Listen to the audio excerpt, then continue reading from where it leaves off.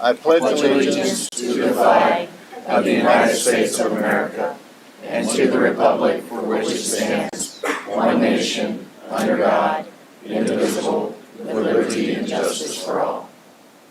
Honor the Texas flag. I pledge allegiance to thee, Texas, one state under God, one and indivisible.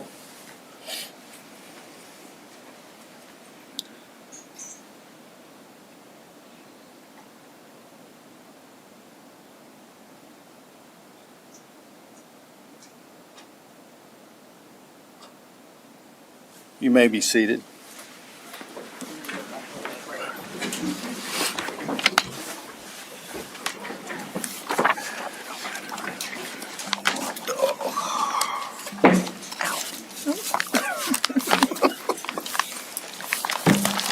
All right. Is this from Our first item is public comment. In accordance with the Texas Attorney General's office, any public comment that is made on an item that is not on the published agenda will only be heard by the City Council. There will be no formal action, discussion, deliberation, or comment made by the City Council. Each person providing public comment has 3 minutes. Let's see, I've got 2 individuals here. Carol Richardson.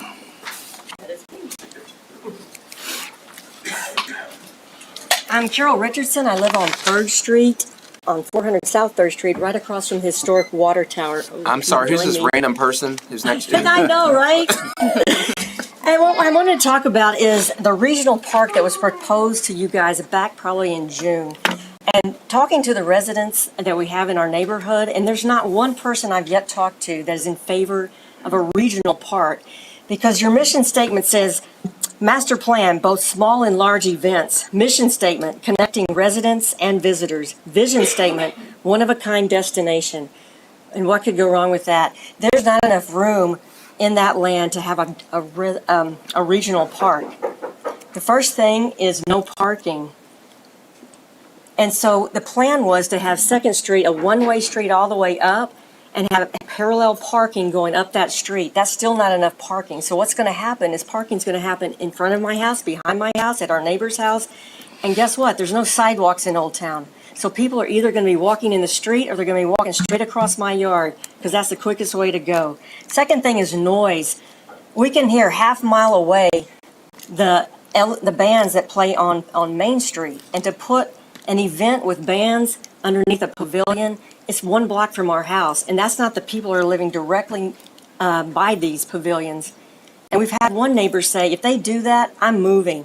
And that's not right to run out the residents who've been here in Old Town and putting a regional park in. And the surveys really didn't reflect how any of us felt. It asked, do you want this? Do you want that? Pick these pictures, rank these pictures. And some of these pictures I wanted to say none of the above. So the survey really doesn't portray what the feelings are for the people that you're directly impacting to put a regional park in this area. Last thing is the price, $5 million. I mean, that is a lot of money for a regional park in a little spot of land. There are 5 utility poles going down that. What are you going to do with electricity, cable? We have AT&T that just drilled to these poles, and now you're going to take that, and their plan was to bury them. I can't imagine the cost of that, and do people's electricity and internet get cut off for how long when all this happens? So these are the things I'd like for y'all to discuss, and I know it hasn't been funded yet, but I'd like you to think about how it's impacting directly the residents of Pflugerville. The picture I looked at was just out of character of even Old Town. It looked like something that was going to be put in Austin. So that's all I have to say, and thank you for listening, and hopefully we can hear from you in the future. Thank you very much. Appreciate it. Our next speaker is Romaldo Jovero. Yes, sir.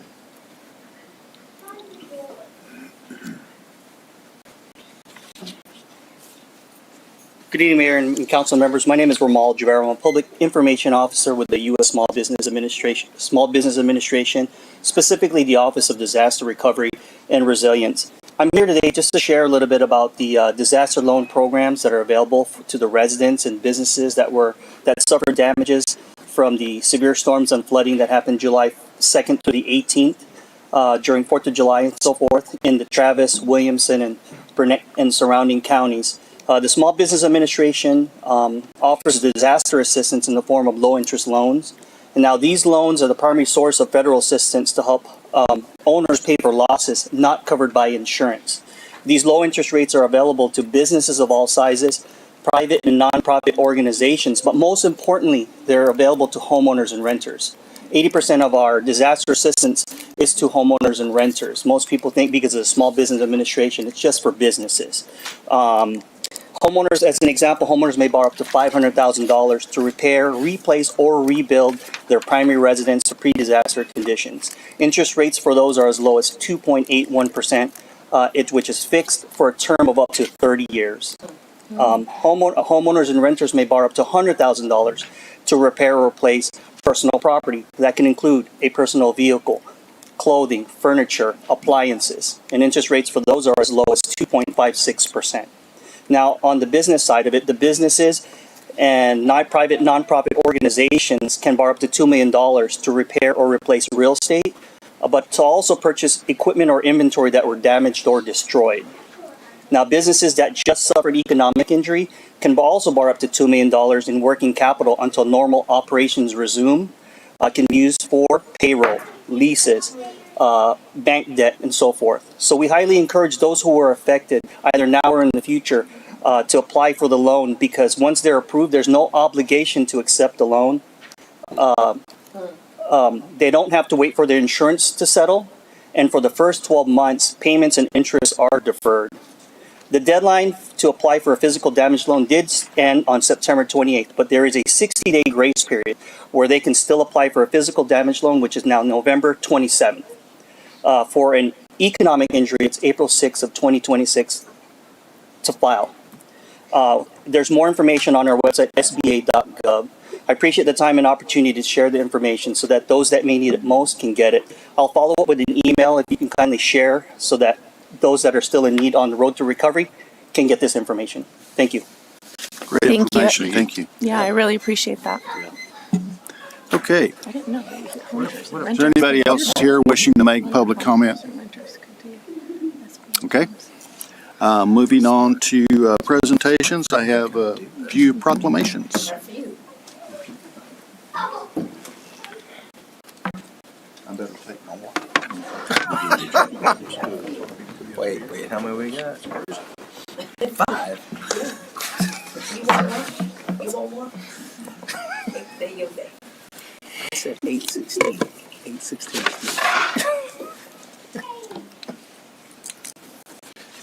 Okay, our first proclamation. Breast cancer is the second most common kind of cancer in women. About 1 in 8 women born today in the U.S. will get breast cancer in their lifetime. Many women can survive breast cancer if it is found and treated early. Breast Cancer Awareness Month is a chance to raise awareness about the importance of early detection of breast cancer. I proclaim October 2025 as Breast Cancer Awareness Month in the city of Pflugerville. And we have Joanna Linden here, the Executive Director of Central Texas, Susan G. Komen, to accept the proclamation. And Joanna, would you like to say a few words? I would. Thank you, Mayor. And I want to thank the Mayor for wearing pink in honor of Breast Cancer Awareness Month. It's more than just pink. I mean, pink does bring awareness to breast cancer, but we truly are doing everything that we can, boots on the ground, for a cure. And at Susan G. Komen, we are leading the effort of investing in research and patient navigation and patient resources to help women who have not only are facing this disease, but that are surviving and that have also the families that have also passed away. But in Central Texas, we are supporting breast cancer awareness through our Race for the Cure, which is here in Austin on October 26th at Barton Creek Square Mall, and then also in San Antonio this Saturday at SeaWorld. So we thank the City Council for bringing awareness to this deadly disease. Thank you very much. Thank you, Mayor.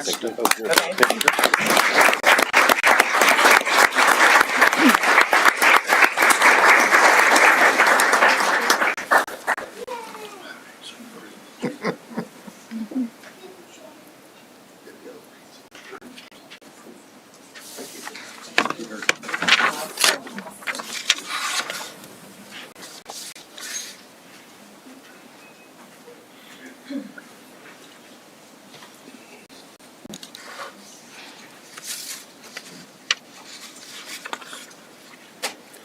Our next proclamation is regarding raising awareness about domestic violence, which helps to educate the public, reduce stigma, and encourage individuals to seek help.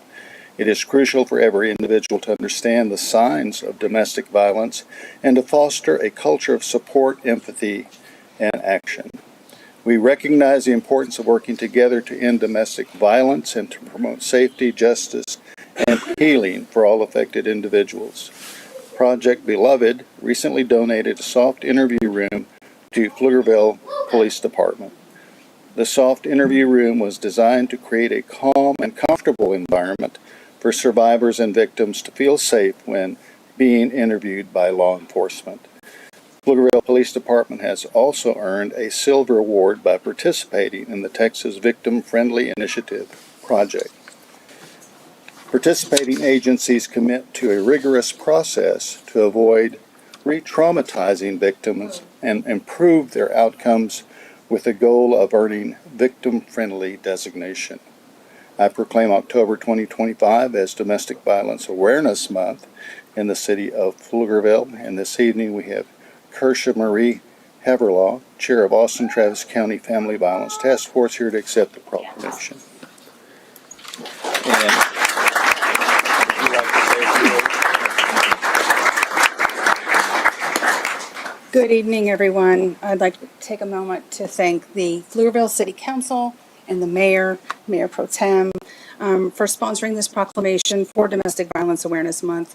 Also, thank you to Pflugerville Police Department Victim Liaison Linda Anderson for inviting me here this evening.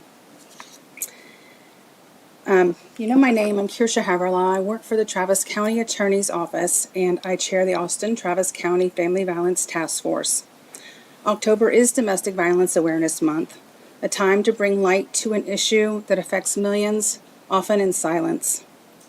According to recent data, nearly 1 in 2 women and more than 2 in 5 men reported experiencing sexual violence, physical violence, and or stalking by an intimate partner at some point in their lifetime.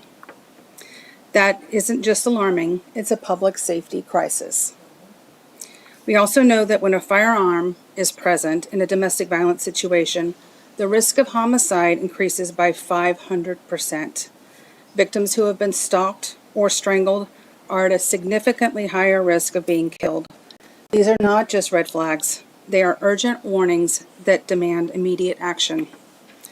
And part of that action starts with how we respond. A soft interview room, such as the one here in Pflugerville, congratulations, was designed to be calm, private, and non-threatening. This allows survivors to share their stories with dignity, without fear or re-traumatization. It's a simple effort that can make a profound difference, often disrupting the cycle of violence. Another transformative effort are family justice centers, which we are creating in Travis County. Family justice centers are similar to child advocacy centers, and they are places where survivors can access everything they need under one roof: law enforcement, advocates, prosecutors, counselors, housing, or shelter, and more. Navigating the system shouldn't be another hurdle. Our center will be survivor-driven, and together we will make help accessible, coordinated, and efficient. This month and every month, let's stand together to raise awareness, to support survivors, and to build systems that truly protect and empower. Because no one should have to live in fear, and no one should have to face abuse alone. Thank you.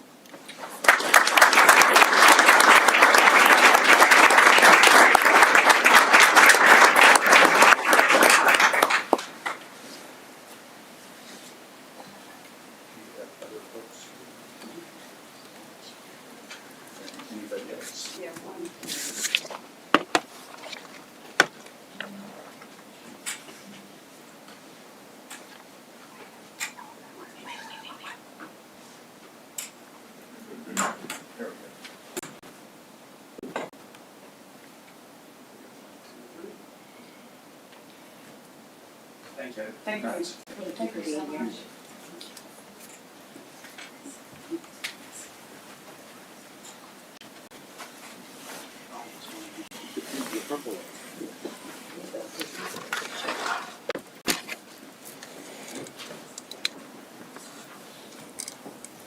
Well, I've never done a proclamation such as this. Kind of interesting. Unplug Texas Day encourages residents to disconnect from digital devices and engage in outdoor play, recreation, and community activities. On average, Americans spend over 7 hours per day in front of screens. Parks and recreation facilities provide places for people to unplug, be active, and connect with nature and one another. The City of Pflugerville encouraged residents to participate in Unplug Texas Day by visiting local parks, engaging in screen-free play, and enjoying recreational activities. I proclaim October 21st as Unplug Texas Day at the City of Pflugerville. Tim Ward, Recreation Program Supervisor, is here to accept the proclamation. That's awesome. Tim, let's unplug.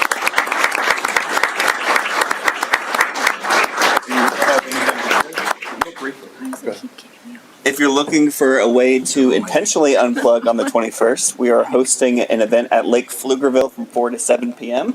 So you can find more information about that event at pflugervilletx.gov/unplug. Thanks. There we go. All right.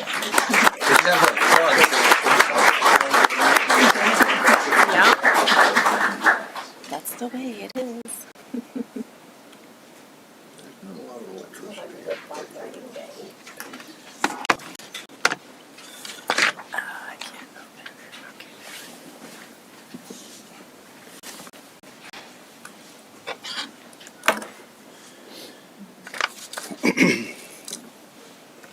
October is nationally recognized as Disability and Inclusion Awareness Month.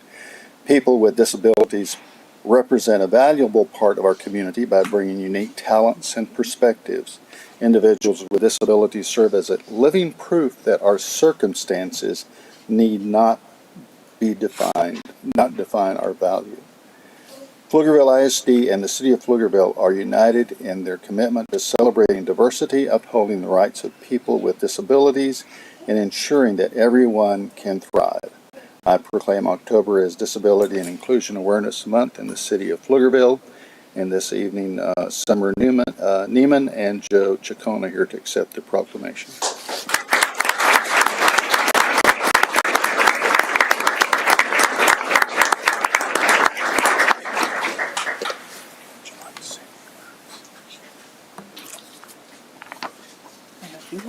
Okay. Thank you for recognizing this population that we have that we get to serve in our school district. The power of inclusion is mighty, and I'm so excited to see our friends that are here in the back who always come and support. And we appreciate this recognition this month and our continued advocacy for all of our children that are in our school district. Thank you. Appreciate it.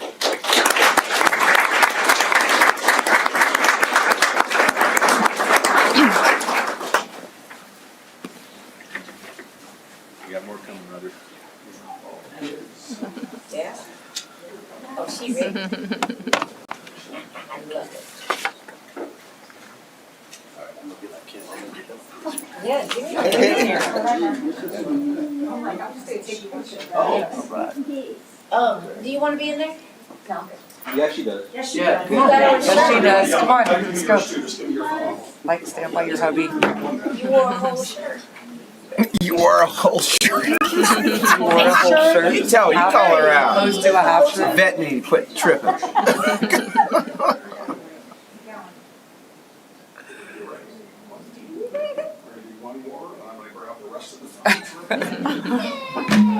the phones. That's yours, right?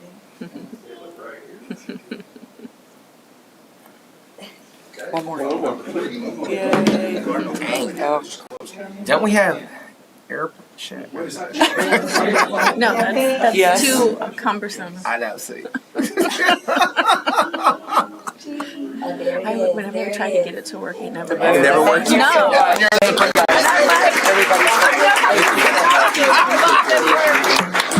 I love that. You're like, you know how to use this stuff. Yes.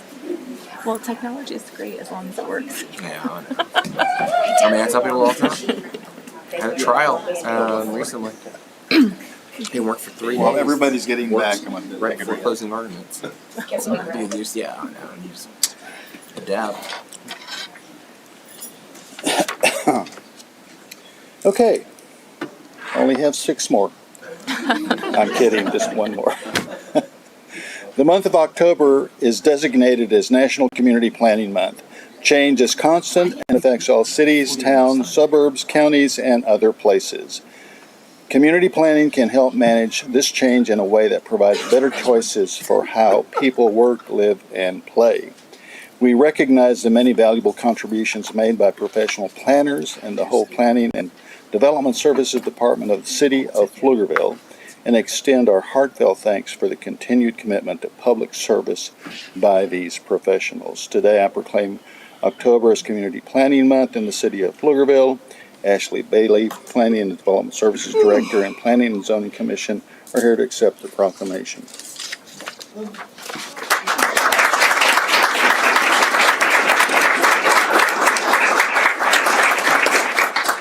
Why do these people hate Doug so much? Like, it's like, these people have like commercials. What is that? This is from like 2020. It's probably about incumbent new person. I tried to not have to do that as much as possible. But I had to pull out some things towards the end in my campaign. You know, it's always easier, right? That's how people vote. Yeah, exactly.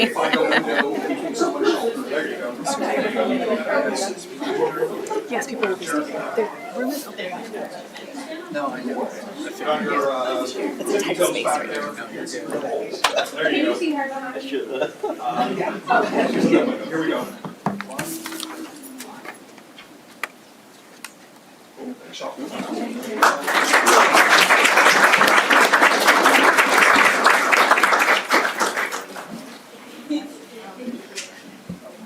My water made it back, thank you. Oh Lord! All right, Doug pulls 1. You have 1, Doug. We got anything else? Don't we have something else? No, actually. We don't have a presentation? We're not there yet. Thank you for taking this. Yeah, We one more. don't have 4F presentation? Oh, yeah. I'm sorry, did I miss something? Yeah. Oh, okay. Okay, we got 4F. Yeah. All right, wait a minute, let me get 5G to for me, Mayor. Yeah, But no, okay. no, we're not there yet. So, 4F is the Yeah, 4F. presentation, 4F, yeah, regarding the Planning and Development Services Department. Actually, I didn't see that one. She's like, don't skip my presentation. Oh, we could have. No. So, good evening, Mayor and Council. For the record, Ashley Bailey, Planning and Development Services Director. I was here Yeah. a meeting or 2 ago, Yeah. and I have been here for 7 whole days. I was going to say, I thought this would be your first day, but no, right? No, Okay. no, that would have been amazing, though. It has been a wonderful time. Just wanted to give you some of the highlights. Thank you so much for the proclamation for Community Planning Month. This team does amazing work. Of course, I've only been here for 7 days, so this is really just going to go over what the team has accomplished for you in the last fiscal year. So you can see here some of our cases just for the fiscal year for 25. We had an annexation, we had 8 rezonings, we had 5 specific use permits, we had multiple between preliminary plans and final plats, ending at 23, and then site development, we had 67 applications. You can see a few things here with the subdivision applications versus our site development applications. Typically what you see with the decline on that, just for a note, is that is usually that our building permits are going back up because we are finishing out and finalizing all of those site plans that we've already had approved. With that, you can also see our commercial permits issued have stayed pretty, with our numbers are pretty stable, and then we've also started rising again on our single-family residential side. So we know you've just got here, but there's been some conversation about the growth of the city, based on what you've seen from the building permits trends. What do you think? Are we seeing a reduction in the amount of people that are coming here, or are we seeing a healthy growth? I think it's still definitely at a healthy growth. I mean, I just came from the 13th fastest. It's definitely not at that clip, so it's not uncontrolled and unsustainable. I think definitely Pflugerville is still the place to be. You can see also our total annual building permits issued. We were slightly down just a clip from the last fiscal year, but we are still definitely seeing those numbers coming in. Here, just a few of the notable plans reviewed. Some of the bigger ones are going to be the Texas State Library Archives and Commission, along with that state office building, and of course the downtown east building that the steel has been erected, if you have not gone by there recently. And then we did have several of those final plats come through for some of those residential areas. Most notably, we had 4 sections of the Grove at Blackhawk come through, and then also several preliminary plans. The notable projects, one to mention is that we were able to secure platinum status for our Scenic City, Texas. And then we also completed the diagnostic for the Unified Development Code. The annexation fiscal analysis was completed. Community Development Block Grant, or CDBG, is continuing. The Pflugerville Forward Mobility Master Plan was completed. And then upcoming, we actually had a kickoff call today. The UDC is going to be kicked off shortly. I believe we're going to have our first public meeting at the beginning of November to start doing those Unified Development Code updates. You can see from this wonderful map from our GIS system, we have 32 plats. They're still in review for final plats. And you can see that they are actually hitting on all sides of the city. So we aren't just growing in one location, we are growing throughout the city. And to be clear, that information is available on the website for any citizen to Always. look at. I try to send this out to everybody. I've been a longtime resident. Some people are asking what's going on. I'm usually the person still sending this out. And I will be doing so now that I work here. So it's not in a black box or This is hidden active, nuclear available secrets. online, and updated, and our permitting system actually feeds into this as well. Okay. So with that, we just had a few more photos to show you of the team. We did get together and take a few, and really just show you that we are people. We enjoy our jobs, and thank you so much We are for people. letting us serve the community. Thank you for helping us build Pflugerville. Welcome home. All right. Ooh. Anything else? All No, we're glad you're right. here. Thank you very much. Thank Appreciate you. it. Welcome.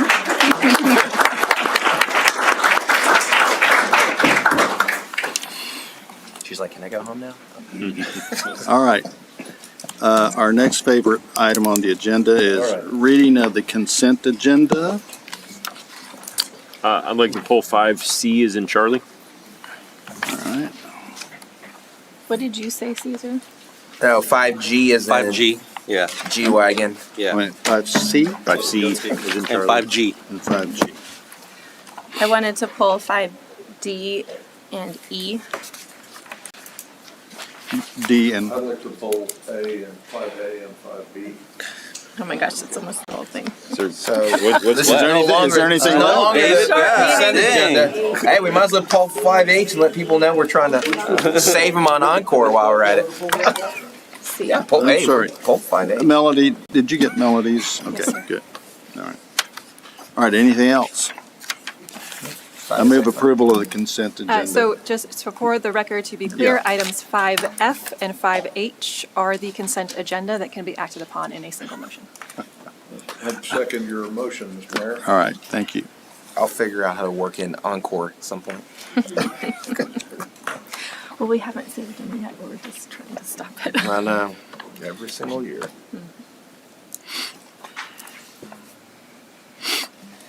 And motion carried. Thank you very much. 5F is a great idea.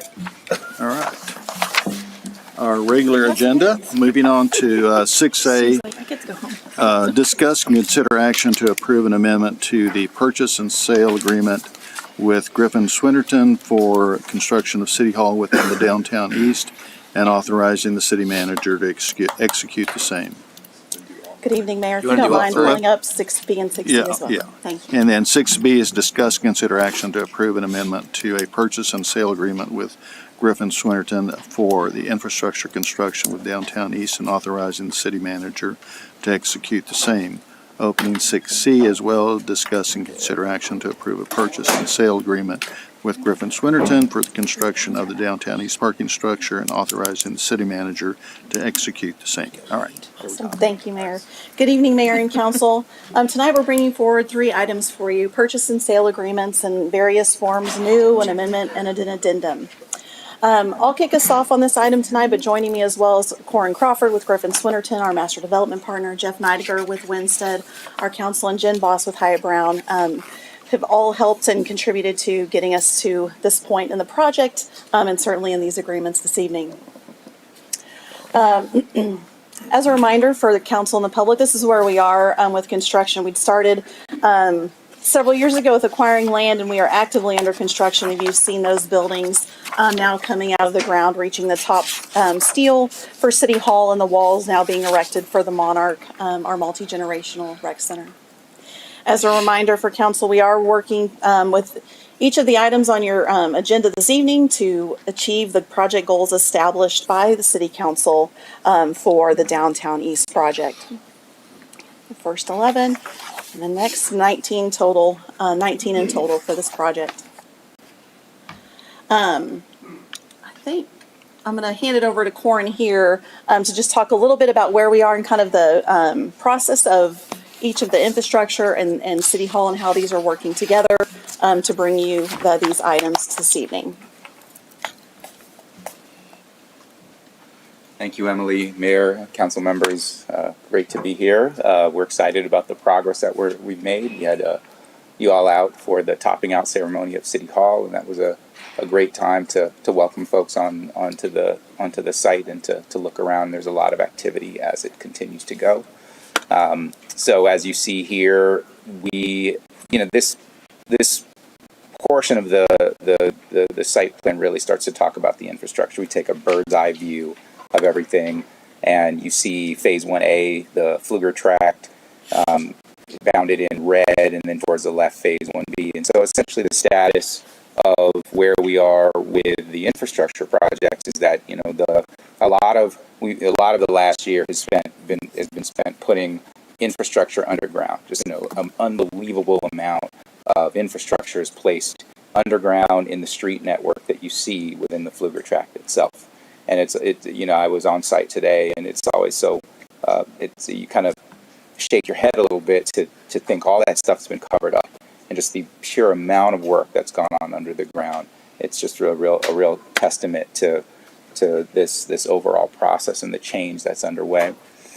So we have largely completed all of the underground utility work, and the base, the kind of core street networks in place. We put asphalt, temporary asphalt over the streets, and a lot of the undergrounding of utilities on the FM 685 frontage has occurred.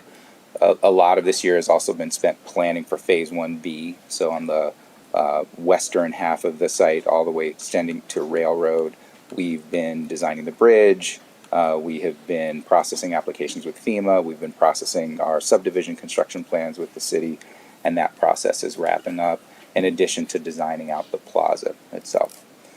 So that is kind of a status of where things stand with respect to the infrastructure itself, and we are looking to start on some of the infrastructure in the next 3-4 weeks of Phase 1B. Our first piece of work there is to build the church parking lot, and so you'll start to see a little bit more activity happening on that side of the project. With City Hall, I think we all can drive by the site and see what's happening with the steel. We were at the topping out ceremony. As things go, it's happening quickly. The whole structure is almost all complete. We've got steel happening in the council chambers. The structure of the cafe of City Hall is there, and we're currently pouring concrete on each of the levels. City Hall, from a status of it, is doing very well with respect to schedule and budget. As you all know, we have some savings that we've realized, and we're recommending the early transfer of to other parts of the project. And it's I was, again, like I said, I was out on site today, and it just continues to impress of just what a monument that's becoming. And then we're here to also talk about the parking structure. So you all have seen some of the early renderings that we currently have with the parking structure. We have completed a portion of all the building permits. So we're almost all the way through to final construction documents and permits for the parking structure. And with the purchase and sale agreement in front of you today, that paves the way for us to mobilize on site in the next couple weeks and begin all of the grading and the makings of the foundation. So. Back to Emily. Oh, to Jeff. Okay. Good evening, everybody. Good to see you again. So I'm just going to go through a refresh on the legal agreements and how we got here today. As a reminder, we're using a real estate public-private partnership to deliver this project, which consists of a ground lease and then purchase agreements for the purchase of the completed improvements. As we've gone along through this process, this council has already approved that ground lease along with 3 purchase and sale agreements, one for the city hall and the infrastructure, another for the rec center, and now today you'll be considering approval for the parking structure, which is here in Burnt Orange on the bottom right. In addition to considering approval of the parking structure, we are also amending the city hall purchase and sale agreement to reallocate funds, as Gordon mentioned, to help pay for the parking structure due to some cost savings in City Hall, as well as to fund some portions of the plaza. So we've got some cost savings to cover that. We're all within budget for the entire project as a whole. This is a summary of the legal structure again and the process that we went through. We went through a competitive solicitation to select Griffin Swinnerton. We negotiated with them for a preliminary concept refinement phase under an exclusive negotiation agreement and a pre-development agreement, which led to the definitive documents, which you see on your right here. And so this is where we're at today. We're approving our 4th and final purchase and sale agreement for the parking structure. Everything else is papered and ready to go. We will be back to council in a few weeks to talk about condominium regimes, but that's for another day.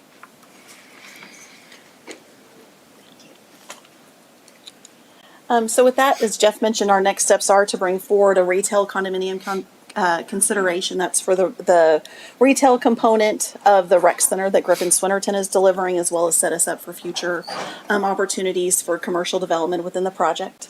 We'll also look at some lease considerations related to the cafe coming up in early 2025, with construction still on schedule to be completed in November of 2026.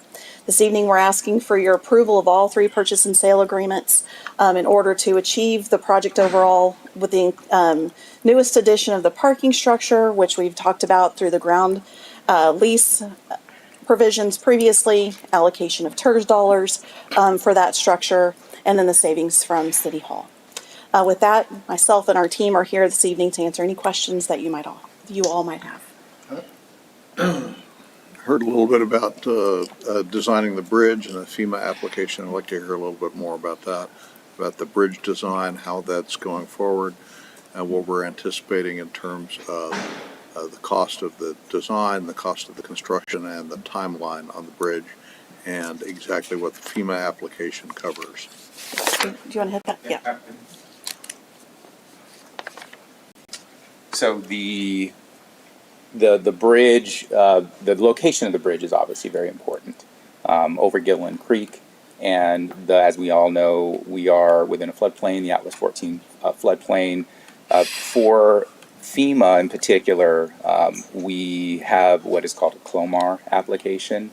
That has to do with modeling out the Atlas 14 floodplain, and in particular, you've got your 100-year floodplain, you've got your 25-year floodplain, you've got your 2-year floodplain, and then you've got the floodway. The floodway is even more constrained around the creek itself. And so I think before you can do any work within a floodway, which we would be doing to build the bridge, you have to process a CLOMAR application with FEMA and get that reviewed and approved, and that's been underway. We originally submitted our CLOMAR application in March of... What's the timeline? The timeline, we're hoping to have the CLOMAR approved in the next month or 2, and we've had a lot of back and forth with FEMA as it relates to that. And FEMA thinks that they're going to finish it in the next month or 2? Yeah. So that's less than 9 months, start to finish on that. It would probably be around 9 months. So if we look at towards the end of the year, I'm saying the next month or 2, but I really kind of look at it for, Christmas. 60 days or so, Christmas, and then into that. But if we get it approved by the end of the year, that'd be about 9 months. That would be nice. We'd be happy to have taken 9 months. Sometimes you hear that it could be 12 months or even longer. Our schedule would still work, and we baked in a year-long process to get the Clomar. But I think, based upon some of the latest conversations that we've had, not only with FEMA, but FEMA has outsourced to AECOM a piece of the floodplain monitoring with our civil engineer. They've said, they feel like we are, that they were hope to wrap up their review of this in the next couple of months. And there are no TCEQ requirements here because the potential runoff into the creeks? We haven't had those TCEQ requirements there. Yeah, so I think we're solid with everything that we've done from an environmental standpoint. The only thing that we have, we've done all the things that we need to do from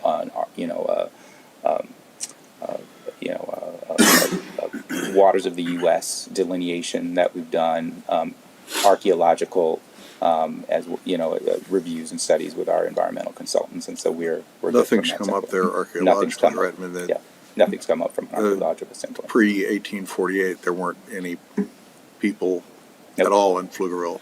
Anything that's come up has been there are any mitigations that are in place where it doesn't require anything above and beyond the studies that we've already done, where they say these are sort of like negative declarations or negative mitigations. All right. So, assuming the Clomar is finished by the end of the year, what are we looking at in terms of the timeline to build the bridge? Where are we in bridge design? Yeah. And what are we looking at total expense, both for the design and then separately for the construction? For the construction of the bridge itself. So this is a TxDOT standard bridge, I'd say. It's a concrete cast-in-place bridge that we have. TxDOT has these standards for what bridge designs ultimately look like, and we're utilizing that as the basis for how the bridge is getting designed. We are at we've already submitted our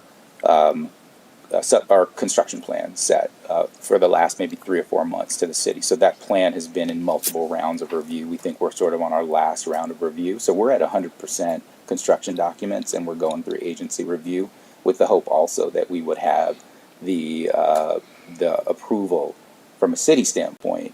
Again, I think we're a month or 6 weeks away from that approval, and then it just resides on TxDOT. I'm sorry, for FEMA. Not TxDOT, okay. FEMA for and by TxDOT standard, you mean something similar to what we have over the toll road? Yeah, something exactly. along those lines. Yeah. Okay.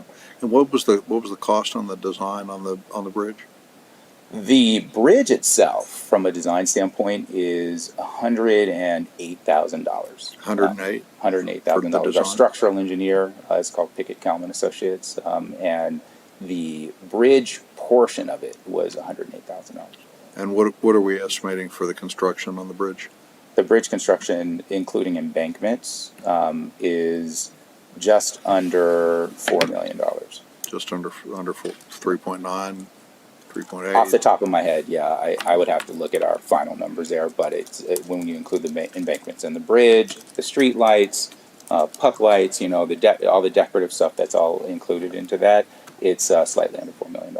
Okay, so tell us a little bit about the street lights that are going to be on the bridge. Are we talking about something that's unusual for the area? Or are we talking about something like what we see in some of our northern neighbors, where they've got the black iron and then the small street lights above that? Or what are we talking about there? Yeah, I mean, the streetlights we worked with the city team and city staff to look at streetlights that are decorative streetlights. When we look at a downtown environment, we've been really careful to select and review streetlights that, look like, an intentional, nice decorative downtown. They kind of mimic wrought iron black with, decorative lights at the top. I will say that this particular street light has also been vetted by a number of neighboring cities in the area for not only how it looks, but its function. And so we've learned a lot about streetlights in general, just to know that You need to not only look at a street light, for its aesthetic features, but also for how it's going to function. We've been very careful to make sure that we, in certain portions, especially on the bridge itself, we have on the sort of the northern edge of the bridge that is closest to the residents to the north. We've got barriers at the northern end of the street light so that it directs the light back down onto the street, and you don't get as much ambient light that would be a nuisance to the neighbors to the north. So those are some of the design considerations that we've thought about with respect to those streetlights. So this is consistent with our general dark skies approach to lighting? The downcast and. The downcast, right? Yep. Okay. All right, thank you very much. I appreciate it. Yeah, of course. I had questions about how this reallocation is working from the 2.9 million to the 400,000, then 2.5. I was just wondering how it was working on the math, because the infrastructure one is going down by $1 million, but then we transferred 400,000. I just wanted to have clarity on that. So when we were looking at it, and Corin does a good job of articulating this well, because he's been working in all the numbers for several months now to get to our GMP, or guaranteed maximum price. There was the savings for City Hall, and that's what we were looking at first. That's what we realized first, was that $2.9 million. Then later realizing kind of some of the savings in infrastructure, which is why you see there's what appears, I think, to your question to us earlier about the $400,000 that needed to stay or was reallocated to the plaza from City Hall, then realizing just the $1 million savings in the Civic Works purchase and sale agreement. And so we looked at it, City Hall, and kind of then by pieces that way, overall, as a project, staying within the overall budget for the project. So what caused the 2.5 million overage in the parking structure? Yep, you can speak to that. It's really about timing for when we were estimating the ballpark cost for it was about a year ago. And then we're looking at cost escalations over that past years. We've been working through design that really landed us at the price that we're at today. So it was closer to 13 million originally, the estimate, and it went up to 15, or it was?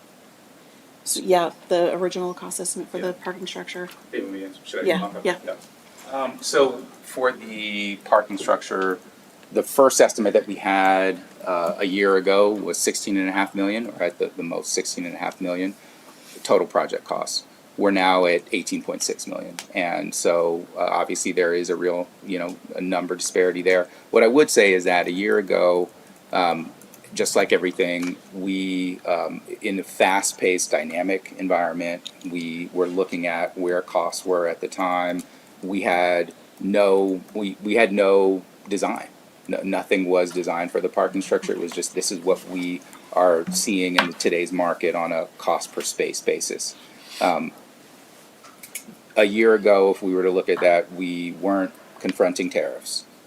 There's cost escalation that happens over the course of a year, and there's the realities of now having a fully baked design for a parking structure that takes into all the specifics of this particular site, right? Like, what the geology, what the soils condition are, how wide and deep our pier foundations are going to need to be, all of the concrete that goes along with that. Like, those are all the structural calculations. All those things have been made now, and we're at a point where we have basically 100% CD package that we have a guaranteed maximum price on. So that's honestly just the difference. There's just so many moving pieces between what we spitballed a year ago, due to the fact that, at the end of the day, we were December 2nd, groundbreaking ceremony or bust for the city, right? And so at this time a year ago, we were really, hoofing to get all of this put together. And so now that we've done all the work that we've done, and we're at a point where we know exactly how much it's going to cost, those are all the things that have shifted in this last year. Thank you. Yeah. Can I ask you to give us a little bit more information about the impact of tariffs on the pricing? Is this related to imports of Councilman Rogers, steel? can you speak up? We can't hear you over here. I'm sorry. I should have more sympathy for those of us with ear conditions. I was just saying, can you expand a little bit more on the tariff issues? Is this about imports of Chinese steel, or are there some other tariff considerations that are changing the cost estimates? Yeah, so the tariffs, it's interesting that you mentioned that, because the tariffs have impacted both international and domestic suppliers, first off. I think the impact of the tariffs are baked into where we're currently pricing things. There are some steel implications to it. There are some electrical implications. I think you will see a lot for conduits and electrical equipment. Those are all things that we've generally seen. We have, especially, there were a lot more unknowns and moving pieces with tariffs in the spring and into June and July than there are now. I think that the construction market generally feels like they have a pretty good handle on where tariffs have generally been as it relates to construction materials. I mean, I don't know what else to say other than it is a moving target. I would say if the policy changes next week, then you could have some unforeseen situations on it. But we've not, in our pricing, made any caveats or carve outs for what tariff impacts could be for the parking structure. It's a risk that we feel comfortable taking on, especially with regards to where we are right now with the market. So you mentioned electronic and electrical conduits. Yeah. Where are we sourcing that? What are the tariff issues related to that? Again, we're working in a dynamic global environment. I would have to ask specifically with our electrical contractors where things are getting sourced. We try to source domestic as much as possible, particularly with steel. But the truth is, even the tariffs, even if you are looking at domestic suppliers, it does impact the supply and demand balance across the entire market. So even domestic suppliers are going to be impacted by tariffs. Okay. Yeah. Thank you. So just to be clear, what you're, and I don't want to put words in your mouth, but what you're stating is that the price point that you're articulating to us has already been in consideration with the baked in for whatever tariff derivatives may come in the future with that, and you feel comfortable with us in that analysis and taking that risk yourselves on that, as opposed to coming back to us 6 months later and saying, "Oh, dude, well, the policy just changed right here and has a dramatic effect one way or the other." Yeah, and we are, and what I would say to that is just that the numbers set from a year ago, even though there was some internal shifting between those components, the overall budget has remained the same. So what the city signed up for a year ago is the same as what we're making the project work today. One of the key differences is that we're already bought out for City Hall, right? We're already bought out for the rec center. So we've already bought steel, we've already bought electrical, we've already bought windows and glazing and curtain walls and things like that, right? We've already bought out each of these jobs. So we've been active in the marketplace for the last sort of 9 months in a potential tariff environment, buying out these trades overall. So all of that's done. The rec center and City Hall combined is over $160 million of facilities. The parking structure is 18.6. And so we're a lot more comfortable having the experience for buying out all the trades on the two large buildings, such that we really know what we're dealing with for the parking structure moving forward. Now, are you warehousing that, or you have your subs warehousing those materials? That's a good question. We're not warehousing it, so the subs, have locked in the pricing as they generally have. Yeah. And in a lot of cases, however the trades are working, they have a good feel for material purchase and having those things guaranteed. I was about to So say they've locked in the contracts, but they don't have physical possession of all of these materials. In some cases, they don't have physical possession of the materials. Okay. But it depends, because let's say for a lot of my clients, my construction clients, they're housing the materials. Maybe not on site or somewhere other, but they have it specifically earmarked somewhere so they can actually go ahead and get those things. Yeah. Because the reality of the situation is that they are concerned about how that will be priced out in the future, but they've had enough time where they're saying, okay, this is where the tariffs are going to land, so they have that from there. So it may not be in sight or on their goal, but it's somewhere where it's, hey, listen, it's already earmarked, and this is what they're going to It's do. in an El Paso or Laredo warehouse. Okay. Yeah, exactly. All right. So I think this is great. I think it's a good reinvestment. I think that you guys have done an excellent job of articulating what's occurred here and how we can make this move forward for our city. I enjoyed the actual in-depth analysis and articulating very well and addressing issues and concerns that have been addressed by this council here. So excellent job. Thank you. I have another question Sure. for staff. Sure. So I don't think I got an answer to this in my email. Okay. But what debt are we using to pay for this parking structure? And has it already been issued, or is it there's a planned issuance date? It's primarily TERS funded, and I would need to double check with our finance director on the issuance of that debt. And the TERS was 8 million. We had already allocated some towards the project for that, and was an additional 8 million from TERS for the parking structure that we anticipated needing based on the prices coming in for the parking structure. Okay, so you're going to get me the answer about The issuance, yes. the differential between, so about 10 million. Now, is that anticipated TERS funding, or is that that funds that are already in hand? It's already been approved as a project within the TERS funds. Not the question I asked. Correct. The question you asked is similar to Councilmember Ryan's, so we need to get confirmation from our finance director on the issuance of the funds. Okay. All right. Okay. Need a motion on item 6A. So moved. Second. Have a motion and a second. Oh, are we doing separately? Yep. Okay. And this is the one for the decrease of the 2.9 million. Correct. Yes. Mm-hmm. Everyone will get their shots in.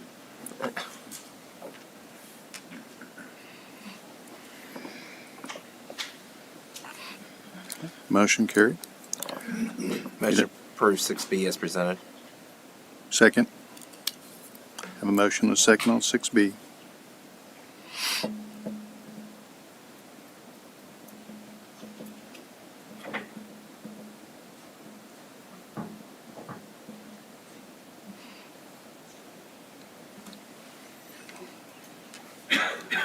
And motion carried. Motion presented, or I'm Approved. tired, y'all. 6C as presented. Second. Caesar, second.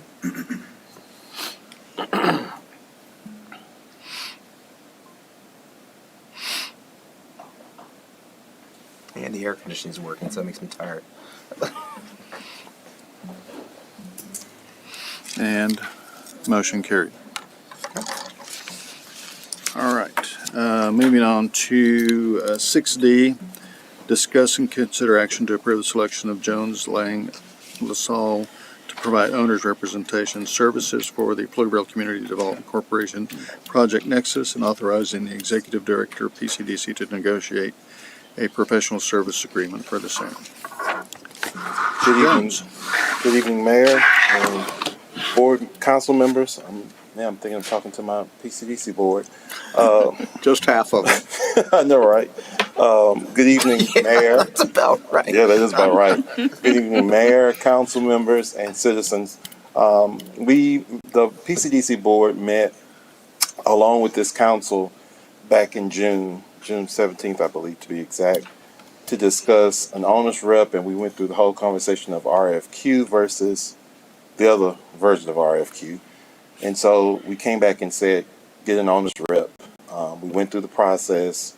In June 27th, we let out the RFQ process, went through a schedule, went through 2 rounds of selections of the owner's representatives who submitted. There were 6 firms who submitted.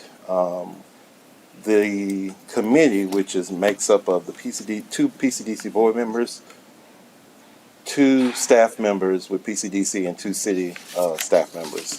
from that review process, the number one selected was JLL. And we put it before the PCDC board in our August meeting, September meeting. It was approved unanimous, and we're asking for your support on this selection. I don't recall Jones Lang LaSalle coming to the council before. Do we have previous experience with this group? Not to my knowledge. Now, you do understand I got here in February. Yeah. And I've only reviewed about 2 years back on meetings, so nothing that I'm aware of. They're a great reputable company. But have we done business with them? No, I don't think so. I know that I've done in other capacities. Do we have a rep from JLL here? No. That's what I was going to ask. Oh. Were they asked to be here? No. Okay. And they said no. All right, so what is it that makes them the top pick? What we got 5 other guys and they just don't measure up to JLL. What's the difference? And I don't want to say that they didn't measure up to JLL, because there were about the other 5, they were competitive. But when you look at the commercial arm that JLL has and the connection to just literally the commercial piece by itself puts them ahead. They have their own internal software that deals with commercial development. They are an international firm that has a local presence within the Austin region.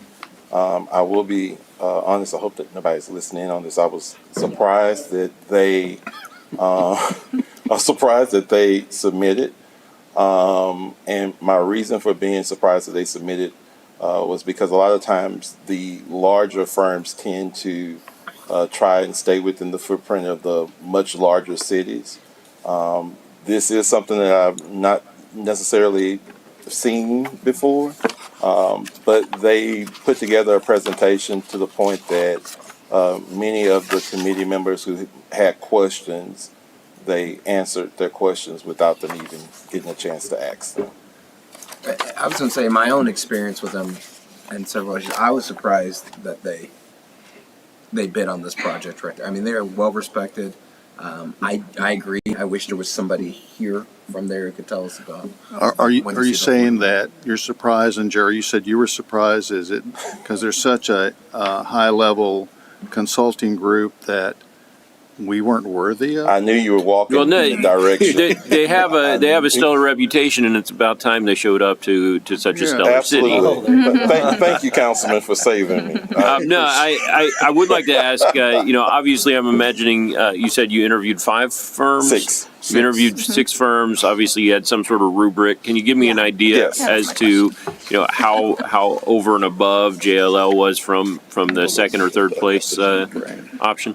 So, within the calculations alone, we're talking a almost 60-point jump. Mm-hmm. Out of how many? Out of the top one was 566. 566, and the next was 498. 403. 503. 503. 503. Gotcha. Yes. Can you tell me who the second place was? I would. Is it a name I'd recognize? Yes. Yes. A lot of these names are names that you I would imagine recognize. so. Yes. Okay. Well, I'm certainly excited to see JLL on this project. I'm excited to see them coming to town. I think they'll be an excellent owner's rep, and I think that they're going to I got to ask. Okay. You know me. I'm going to ask the hard question. I wasn't present for the last PCDC meeting because I was out of town. But you're coming before us with a request without a slide or without the people present. Why? So we did provide a presentation of what they shared with us. I don't see you giving it. I mean, we can load it. We have others who have a lot of questions and no answers. Yeah, so this presentation that we've got in the packet, this was JLL's presentation, not your presentation? Yes, that was JLL's presentation. Yeah. Yeah, I would have preferred to have someone here so they can just give us their vision and so that we could ask questions directly to them. So let me ask you this question then. Hey, Jerry, where are we project time-wise? I believe you're asking me if this is to go forward tonight, will we have a signed contract by the end of the year? Yes. I think he was going, if we delay it until next Oh, if you time. delay it? I mean, I mean, that's my interpretation of. quite honestly, we moved at the pace of what the council asked for. So if the council wants to defer until another time period, this is. The reason why I asked that is that I think that actually, it's like 5 people said it now. I think if we had somebody here who's able to answer the questions, that'd probably be better. So if we can put this to our October 28th. Well, hold on. Let me let me review the agenda item real quick. What are we being asked to do tonight? Approve. Well, you're being asked to approve for us to go through the negotiation process. Sign them up. So will we see an approval of that PSA, or is this the approval of a as of yet undetermined PSA? If I'm hearing that that's what you would like, that's what will happen. I execute what I'm directed to do. I'm the executive. I tell you guys that all the time. What There's going to be a number attached I would like to a to ask, PSA, right? I would like to ask James, who was included on the panel to decide that this was the right owner's rep, and I always like to ask, what is the city's recommendation on this as we move forward? Was it Jerry and Robin? Right? Jeremy and Robin. We agree with JLL. We think JLL is qualified. Mm-hmm. And you guys were on the panel selection, correct? They were. Yeah, Jeremy and Robin. I think that's important to say. However, I also want to state that I guess if this should come up again like this, that we probably would like to have them present so that everyone can ask questions and feel clear about their vote. But I felt it was very important to say that the city actually does support this decision for PCDC at this time. And for the record, they were not asked to be here. Yeah. And they were not asked to be here. So, Mr. Mayor, will you entertain a motion? I would like to make a motion to approve 6D. Wait a minute. I did have some other questions. Y'all both said the same thing. Do we have a second? No. You both literally said the same thing. Well, no, she made the motion. He asked if he could make the motion. Do you want to second the motion? Well, what I wanted Or was to that not the propose was motion you were going to slightly make? different. What are we waiting for? So let me. He wanted to postpone it. That's what he wanted to do. That's not what I wanted to do. Okay. Do you want to? Do you want to second the motion? Well, I'm just wondering if the motion is What failing. do you? I'll second the motion. All right. All right, now we got discussion. There we go. I have a There we go. motion. Now we're going to So, discussion. I would be in favor of this as long as we have the proviso that you bring somebody back and bring the PSA back along the lines of what Councilman Weiss suggested. Well, that is the agenda item. It is the discussion, consider action to approve the selection of JLL and to authorize the negotiation of a PSA. So the PSA would then have to be approved. I don't know if that would be approved by PCDC or by us, but it would still require additional approval. Yeah, I'd like to have the Will the city PSA be come involved to in contract us. negotiations? No. I heard Hold on, something from the hold peanut on. gallery. I'm hearing two different things. What you asked about city being involved in contract negotiation. What did you say?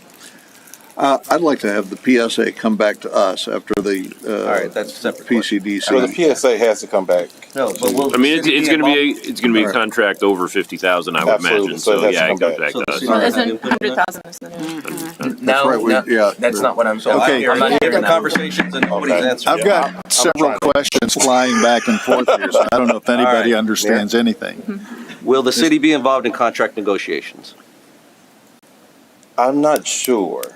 And the reason why I'm saying that is because now the waters get real muddy at that point. I think we would need to have a conversation about what that looks like, because the contract itself and funds would be coming from PCDC. and then PCDC board has to approve the agreement, the contractual agreement. Then it would have to come to the council for approval. Um, did I answer the question, or is there? Well, you are, and I'm not liking it. Okay. So, Well, can I the ask you- challenge is city needs to be involved. My wife doesn't like half my answers. no. I mean, you're negotiating a professional services agreement, and that that PSA is typically going to have an SOW, a statement of work. Correct. You're going to have somewhere in there. You're going to have a scope of services. Yes. So my question is: are you planning to solely negotiate the scope of services and the statement of work in addition to this PSA? Or will the city be involved in, and when I say the city, will city staff be involved in helping you enumerate the scope of services and negotiating the contract? He says it so much better. Yes, I'm open. Yes, and the reason why. Wait. Okay, but we got to be clear about that, because remember we had this whole discussion months ago whenever we were talking about like whose role here. So when we say that involved, what does that mean? Well, and that's what I was getting ready to say. I definitely think that would be a value add in what you're describing. But when it comes to negotiating numbers, I think it gets real cloudy when there's multiple voices talking at one time. But making sure that... So I want to make sure that you're coordinating with city staff to enumerate the scope of services. Yes, that part yes. And will the city staff see the final agreement before it goes to the PCDC board to make sure that there's any? I'm always going to show stuff to the PCDC board. No, I mean to city staff before it goes to the board. Because I think what we're to try to exactly because I think what we're hearing. What I don't want to have happen is you to negotiate a contract and then you take it to the PCDC board and then the city staff says, well, you forgot these three things. And now we're in a situation where we have to reject it or you have to go back and redo it. I just want to make sure we're out ahead of any. Which is why I said yes to your statements that you said earlier. Or put it another way, that we want to make sure that when we talked about this and PCDC taking the lead, we said also we wanted it in partnership with the city because collaboration. Collaboration, because we do not want who's on first happening with that. So I think I'd be more comfortable if in fact, you get the scope of work, whatever's germane, what you guys are looking at, what you need for that. You negotiate the term, what the applicable terms are with that and conditions, but before it goes to PCDC board, I guess half of it here, the city staff is comfortable with whatever the roles and responsibilities are involved in that. So we can go ahead and move forward. We don't have to hear an issue that something may be missing or something may be misconstrued about that. Because then that way, PCDC board knows, hey, listen, city staff has already looked at this, so we're good, let's go forward, and then it comes back to us, and it should just be on consent. Ms. Ryan, are you comfortable with that process? Yes. Yeah. Oh, yes. I am. Thank you both. Yeah. No, I just, a draft goes to the city council. They have their questions, and just that kind of is what I'm looking at. I did have a separate question, not related to the. I wanted to be clear about, there was a plan presented back in January that had some components that I was concerned about, and I wanted to find out what is the initial plan that they are going to be starting with as the vision for this property. Is it going to be that concept design that was in January that includes multifamily, that I have concerns about PCDC being able to fund that type of development? So that was my question about what's their starting point? So I will state my position as to how we got to owner's rep to begin with. My hope and goal is that JLL will position us with the information that tells us what the market will bear so that we can make informed decisions on how to enhance whatever that market says that it can bear. And I hope I'm answering your question as best as I possibly can without saying. So they're going to have their professional judgment and aren't necessarily starting from that presentation as this is what we have to have. Quite honestly, and this goes back into a conversation that we had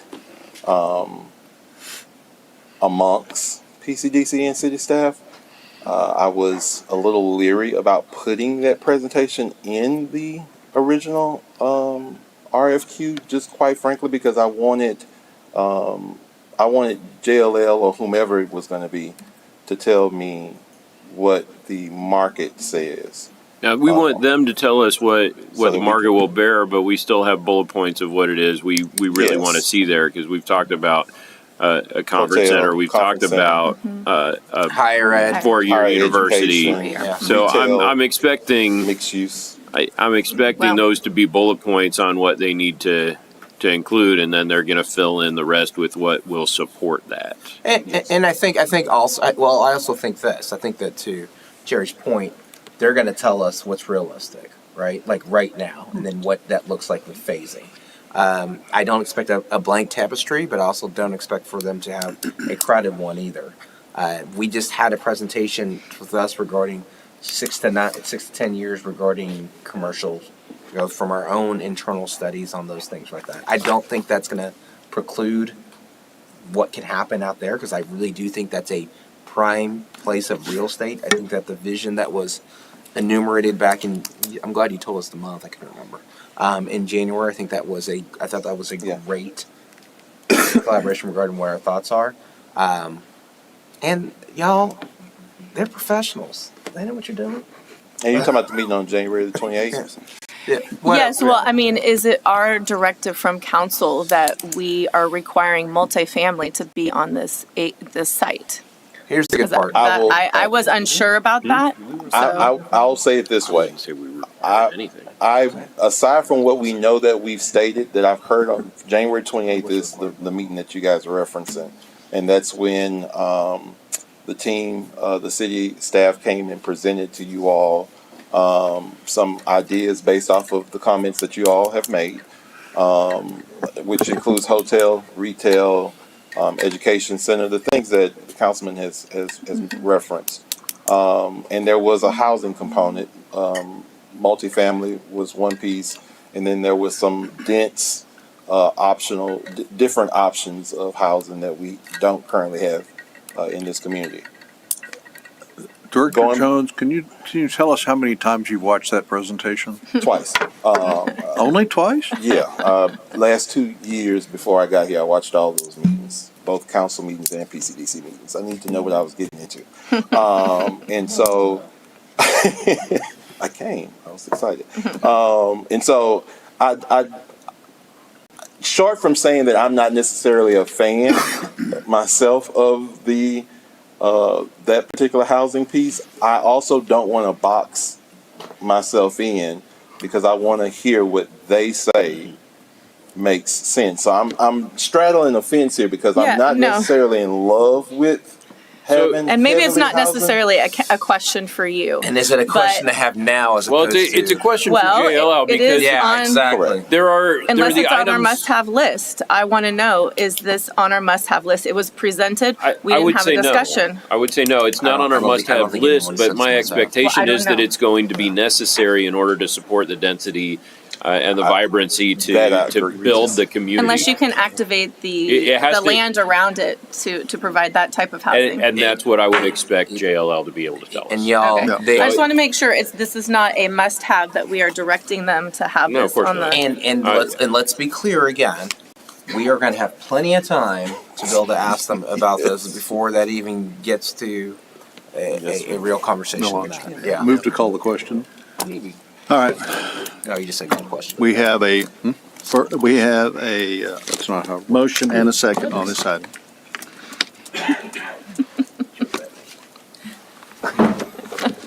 I'll text you. Okay.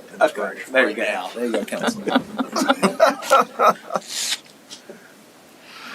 Okay, motion carried. That was a lot of conversation.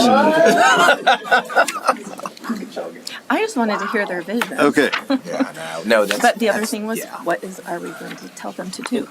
So we're moving on to executive session item 6F. We discussed energizing the core early on. 6F is deliberation regarding real property pursuant to Section 551.072 of the Texas Government Code regarding the purchase, exchange, lease, and/or value of real property related to project listen is also listed as an open session item as well. We are in executive session.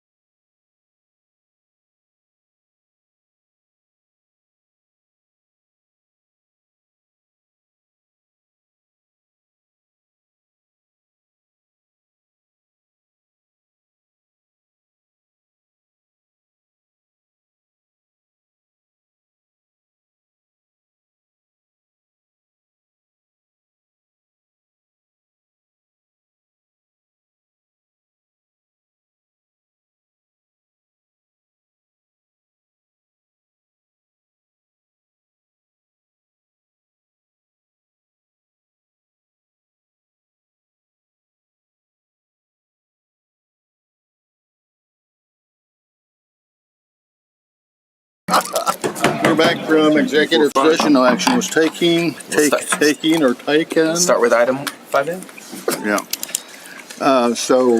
Can we start with the items that were pulled, please? Yes, sir. Item 5A is approving an ordinance on first reading with the caption reading an ordinance of the City of Pflugerville, Texas, authorizing the conveyance of 1.2318 acres of real property to First United Methodist Church of Pflugerville, being Lot 2A, Pflugerville DTE Western Subdivision, a re-subdivision of lots 1 and 2, amended final plat of Romans 828, recorded as document number 202500113, plat records, Travis County, Texas, providing for a severability clause and providing an effective date. He's not here. David pulled this one. David pulled it, so just start talking about it or motion to approve. I can go ahead and make a motion then. Second. So this is the church property? Are we still Church property. we still have a quorum with Rudy living? Yeah, we got 4. All right. Motion to approve. Well, let's let him have it. It has a scripture in it, Romans 8:28. Let's wait. Okay. It does? It does. Romans 8. That's the plat. I'm not exactly sure why. That's the Romans. He said, wait, David said, just approve it. That's the Roman Motion to approve, 5A is presented. Second. All right, Oh, throw it in there. second. Second. You're talking about 5A, church property. 5A. Okay. Kim. I had asked All right. for a bio break, but I guess. Vote. For the Let vote. me pull up my notes on that. Hold on. I had hold on. He questions said just on go in and vote 5A for it. too. He did say 5. He did Well, say you vote just on hold your horses there, Missy. I got questions first. Well, I'm sorry. I thought you just told us to move forward. Yeah, we're already apologize voting. for that. I had asked for a couple of We minutes already to go voted. to the restroom. it. He did vote. Do you have questions on What's your 5A? question? I did. I wanted to know what the value was of the land that we are exchanging. Wait, what are we looking at? 5A. Yes, I didn't get that answer to my question when I asked it. Oh, earlier. what we're flipping with him? Yeah, I want to understand the value of the swap. somebody have the answer to that. It's actually a pretty ingenious solution. It's a little complicated in Yes. that we purchased the larger gin property, and then we purchased the portion of Main Street in the northern portion of First United Methodist Church. We're getting 2.5 acres for 1.2. We don't have the cost comparison for that breakdown of that second lot, and so the value exchange isn't necessarily apples to apples because the gin tract is being used for right of way and then 2 parcels. And I apologize, I am blanking at the moment on the purchase price for that tract. I believe it was 2.3 million for the gin tract. Okay, but thank you for the information that it wasn't the exact property that's being swapped. Correct. So I understand it's not going to be exactly that amount, but I just wanted to understand since it was before my time. Okay. Okay. All right, so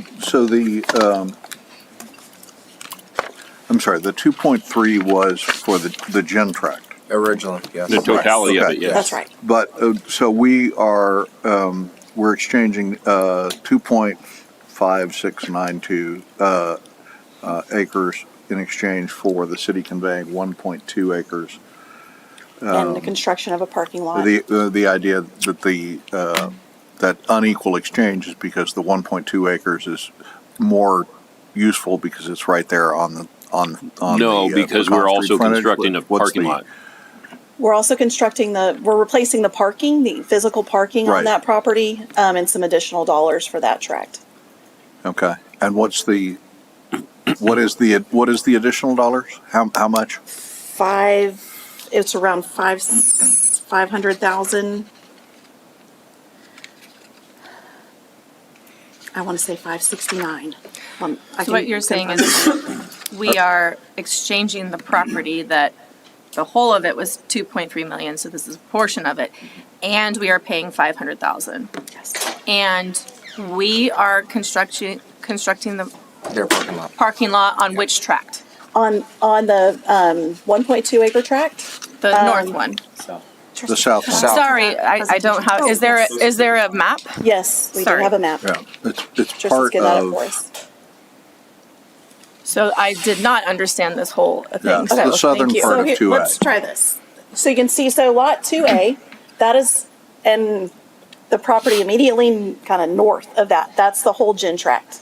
We're conveying Okay. Lot 2A in exchange for getting Lot 1B because we needed that lot for Main Street to go through. For Lot 2A, we're conveying that to the church, constructing the parking in a similar to what you see here in the concept plan, and then paying approximately $500,000. Yes. And this was after long negotiations and honestly finding a creative solution with the church to make sure the church has the applicable parking they need. Additionally speaking, to make sure for what they do regarding their drive-through services for folks who are trying to go ahead and get fed on Tuesday. So That's right. I know this is a long time coming. So Yep, it is. And I'd also be remiss to note that we also, as part of our agreement, have the opportunity and the right to use that for community parking for a 20-year period. On Lot 2A? On Lot 2A, yes. Okay, and then what about the parking, the existing parking that's on Lot 1B that's kind of grayed out? Is that going to stay or are we demolishing that? All of that will go. That's part of the Downtown East Phase 1B construction plans. All that parking will be removed. It's part of our drainage considerations. And all you'll see there, the kind of Y shape you see there is an extension of the trail, and some landscaping will then be what exists there. But we won't be putting in Main Street until the parking is replaced for the church, so that they are never without parking for their facility. Yeah. And the part that is got the label Phase 1B above it, that was also part of the original Gen Tract, correct? Yes, sir. Yes. Okay. That's the balance that we're using for the development for a restaurant.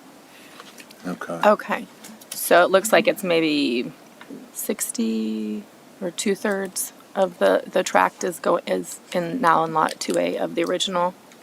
So I'm it's just actually eyeballing. 3 parcels. So Oh, Lot okay. 2A is if you look at the street, is Main Street. South of that, it's kind of an L, and then south of there is a cream-colored rectangle. The city we still will have that property. That is still ours for placemaking or other commercial opportunities. Oh, gotcha. And what's going to go in that cream color rectangle? We do not have a don't know. plan of that at this point in time. It's just be city-owned property.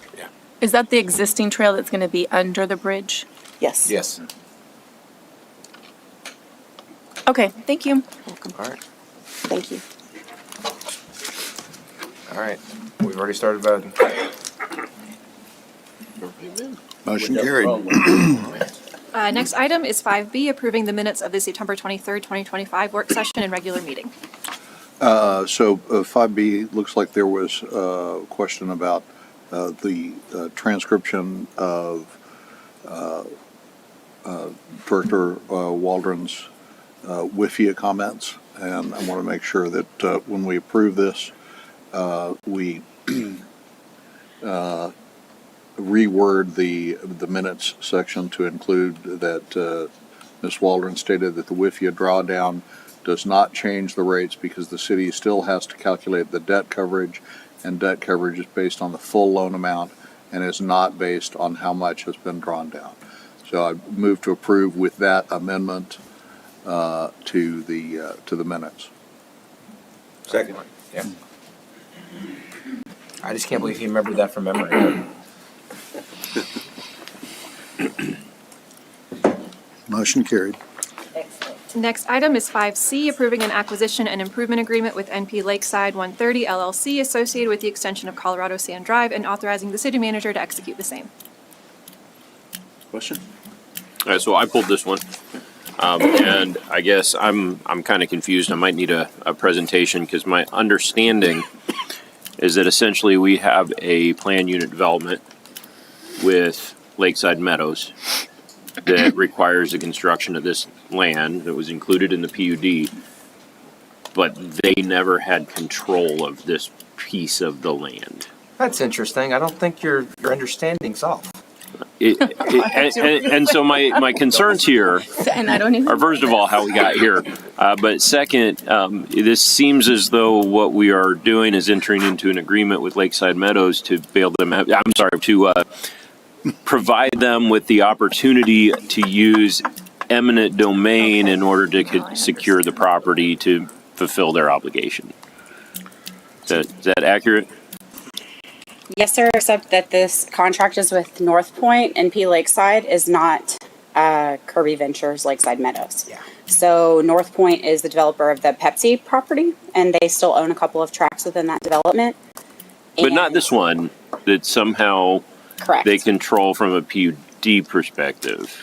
So the connection Can we is see a not a map? part of the PUD. It is shown in the PUD. Here. It is not part of the PUD. They did not own that whenever the PUD was approved. So the roadway alignment is conceptual in nature in the PUD document showing that connection, and that has been an ongoing conversation for the last several years.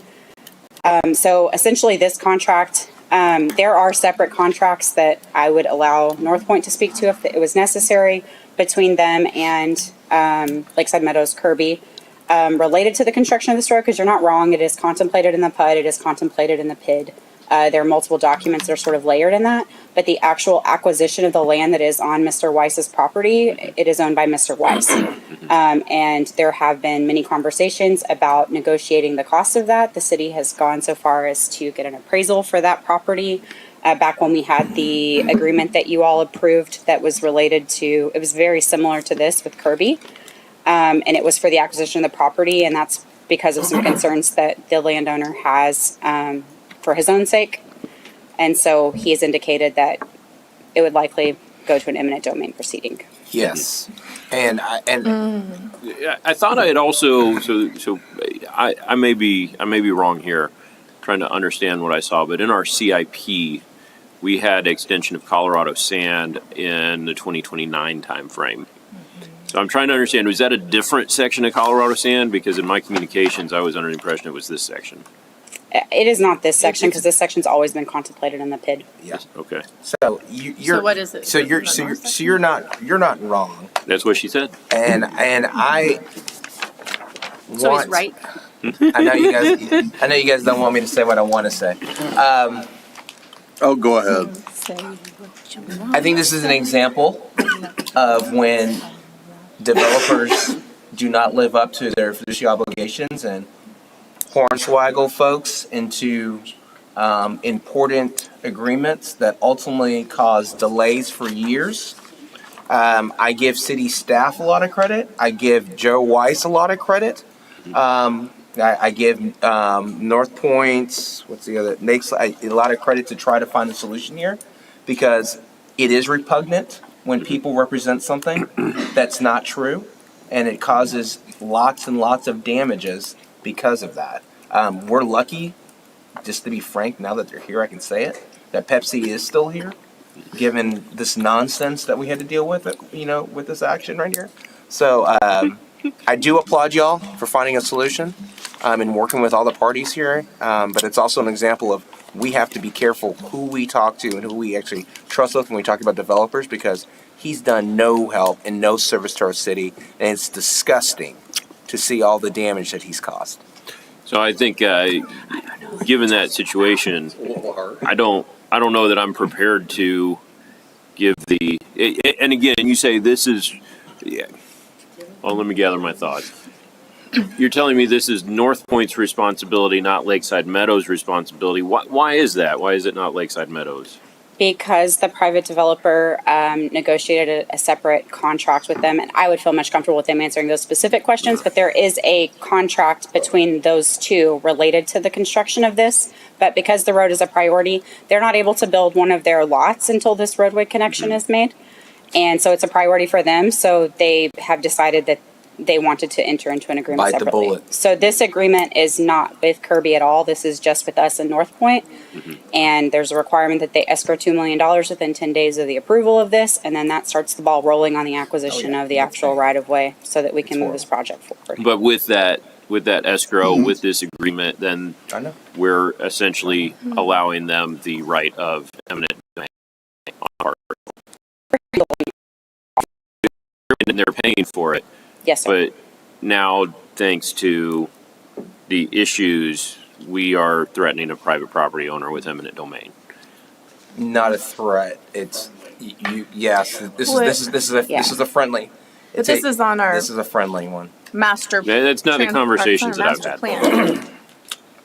Charlie, that's not the conversation I've had. Charlie, I have a legal question here about They probably need to talk about it. use of eminent domain for what does not appear to be entirely a public purpose, but is in fact, at least in part, a private purpose to benefit a third party.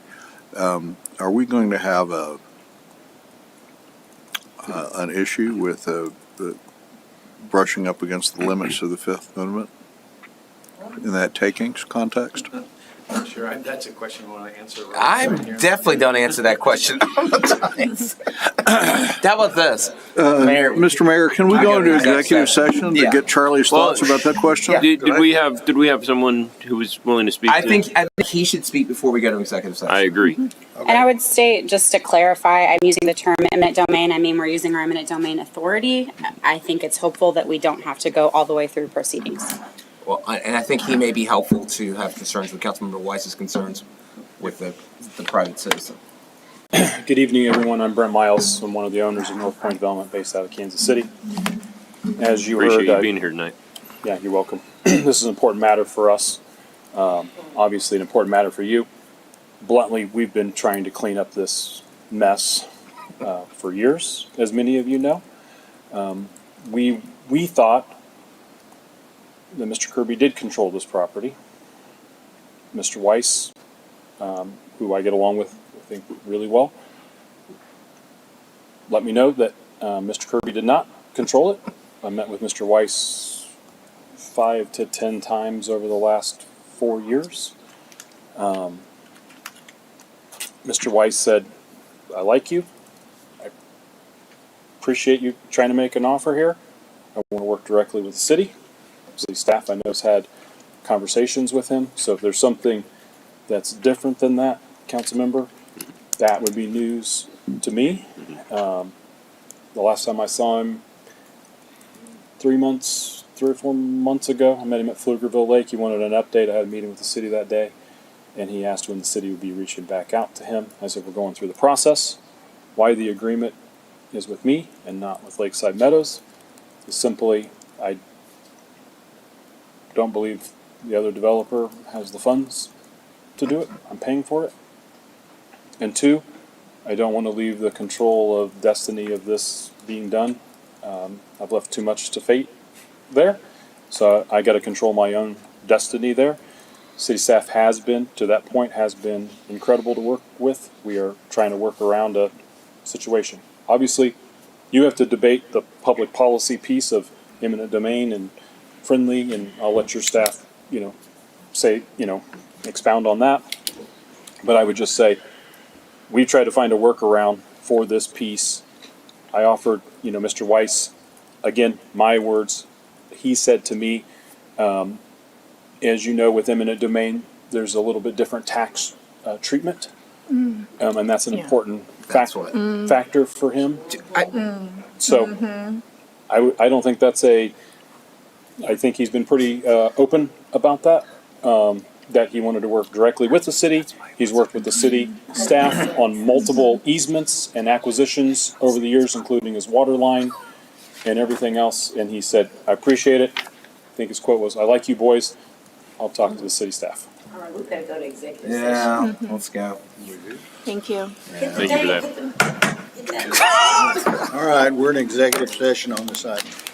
And every other item that's left has been approved.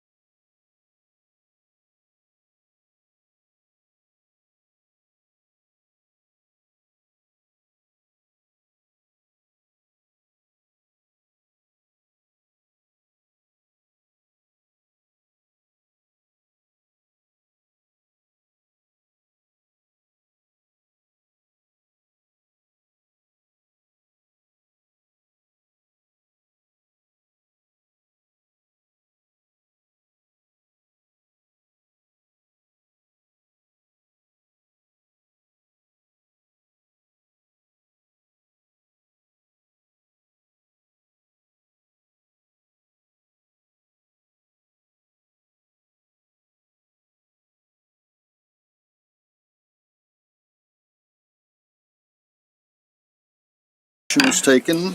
Motion to approve. What is this? 5C. 5C is presented. Second. I have a motion and a second to approve 5C. Oh, all these people just want to end the meeting with us. How nice. You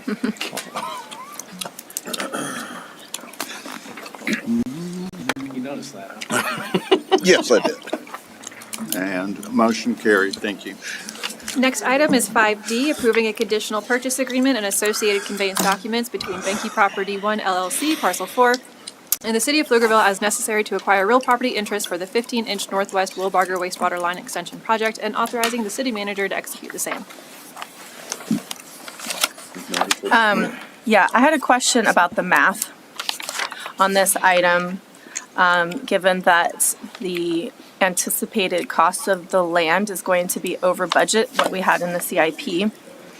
And I am unsure how that going over almost $400,000 is not going to affect the overall project budget, which is what I was told that it wasn't going to. So I just wanted to be clear if this is going to add costs, that is what is the impact on the rest of the project? Sure. And the cost. Good evening. We are anticipating that the construction cost of this come down, and so we are still unsure if it is going to come in under budget or not. We believe the 1.2 million that's budgeted for fiscal year 26 will remain within budget with all of our parcel acquisition plus the start of construction. Now, if the construction bids come in high later this year, that will affect that overall budget. But for right now, we're hoping to stay within that, even with that overage on the parcel acquisition cost. Okay, so there is a likelihood that this will cause the entire project to go over budget. Yes, that is a in the possibility. future year. Yes. Okay, thank you. But we're unsure right now. So. I just wanted to be clear on that because, yeah, thank you.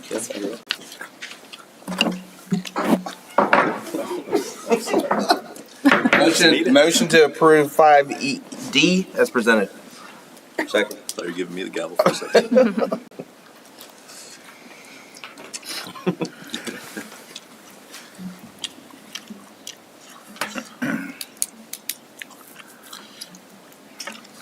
Okay.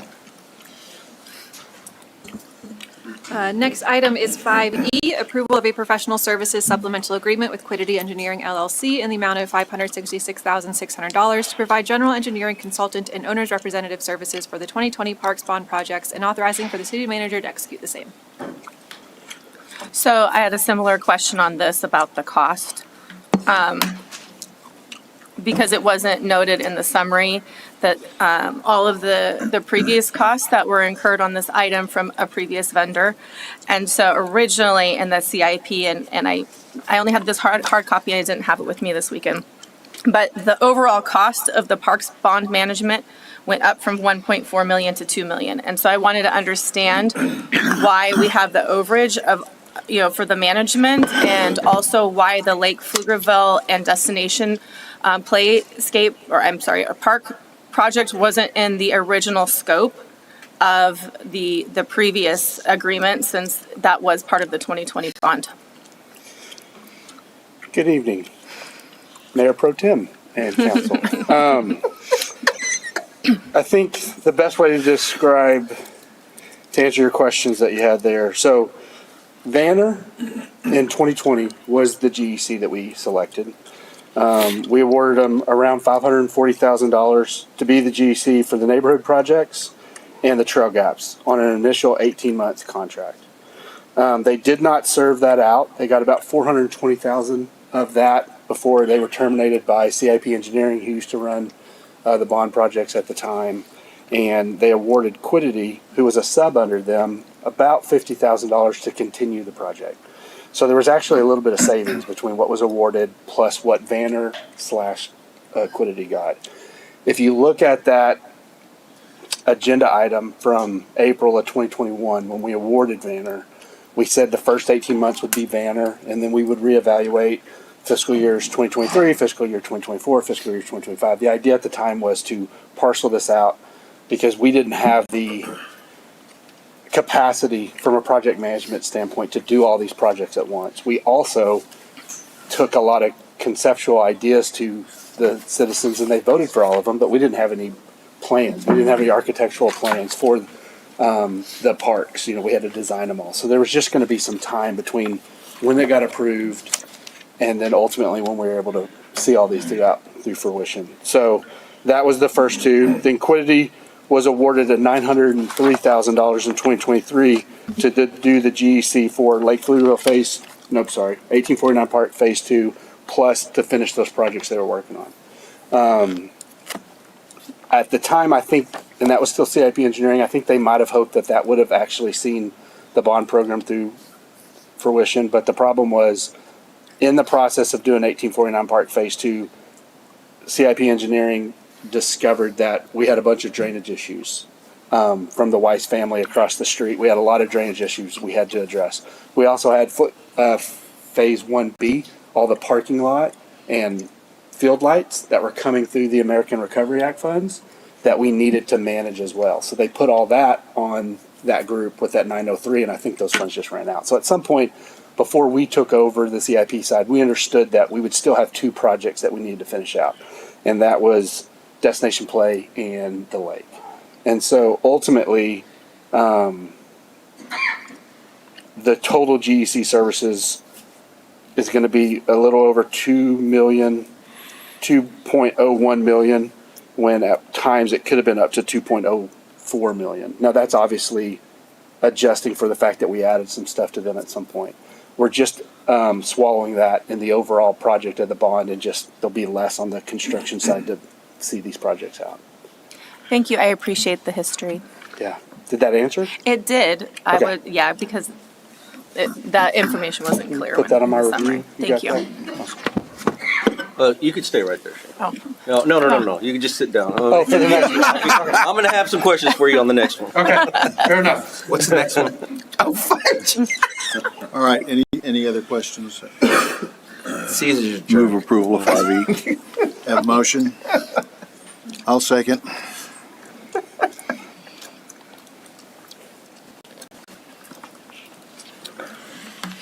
Motion carried. Well, I am excited to see the last few projects of the 2020 Parks Bond come to fruition. Yes, ma'am. So thank you. And thank you for fixing the drainage issue. Yeah. Our pleasure. The final item is 5G, approving a license agreement with the Pflugerville Area Youth Soccer League for the 2025 Fall Cup Tournament and authorizing the city manager to execute the same. Don't take guff from this guy. Who's up? All right. Talk to me, Goose. Tell me a little bit about this. We just approved a fee schedule recently, and we're waiving the fees on this one. Yeah. What's going on? Yeah. So, we used to have fees where you could rent the whole tournament field. The problem with that is our fees are subsidized. Like, what it costs to run that park, we subsidize to make sure recreational play, practices, and games happen. And so there's really no way to capture in a year without talking to those organizations and evaluate exactly what they're asking for and what the staff impact is to get an actual cost recovery number. So we took those fees, tournament fees, off the fee schedule. So everything that you get allocated for, you definitely get at a subsidized rate that y'all feel comfortable with. That's why we go through the schedule of fee and the raising of fees every year to get that closer to where we're all trying to get it to as far as cost recovery numbers. But this tournament itself is, we run it through a process just like we would Pride, for example. If Pride comes through and does an event, okay, how much would it cost to shut down the streets? How much would it cost for porta potties? How much would it cost for emergency management services? Blank, blank, blank. We bring that back to y'all and say, this is the cost for that. And so this is us saying, this event, we think it's a good event. Obviously, Paisley's a good partner. It's going to cost us $12,360, I think, for staffing to do that. Now, that is at their full capacity. They may not get all those registrations. They may not even use a field or two. We've already talked to PD that if we don't need all the police officers, and we've talked to my team, if we don't need all the ops guys, that number could come down. But that is the total cost of what it would cost to put on the tournament at their request currently. Okay. And how many tournaments are we talking about throughout the year? Just We Just this one? Right, so. Okay. We've had people ask for tournaments going into our season. Every year. We don't do those. Okay. Because it wears those fields out. They get a lot of play. Because this tournament, for example, is going to be potentially all 20 fields at close to 300 something plus hours of play. You wouldn't want to put that much play on your fields going into a season. Yeah. But after this tournament ends, the season ends, and we start to repair those fields, and we're tearing them up anyways. We're aerating them. We're doing stuff to rough them up, and so they're actually, in some ways, starting that process. Prepping them? Right. So this is an end of the season tournament, which won't damage any fields because we're going to do the repairs and get them ready for the spring. So we don't do preseason tournaments, but we do postseason tournaments. And now, because we want to make sure we capture the actual cost, we'll always bring those back to y'all. Yeah, no, I don't have a problem with it. These are kids, correct? Yeah, kids. So yeah, they don't flop out like the professionals. There you go. Oh, see, don't take junk from it. Don't take junk from what you say. This will be one. This will be also in the future. You know, we'll be able to offer this waiving of fees for other sports as well. Once are we? We would bring any tournament through y'all. Okay, So sounds practices and games will always go through the fee schedule. Any tournament, we'll bring back the actual cost of what it's going to cost to put on that tournament and make sure you are comfortable with it. So just so I made sure that I understand, is that you're doing an actual cost analysis instead of a set fee which covers the actual cost. So we could, there are field use fees that y'all have approved. There's light fees that y'all have approved, and there's overuse fees where they go over their 25 hours a week, and we hit them up with a prime fee because they are wearing those fields out. If we charge those fees, I have to get to my math here.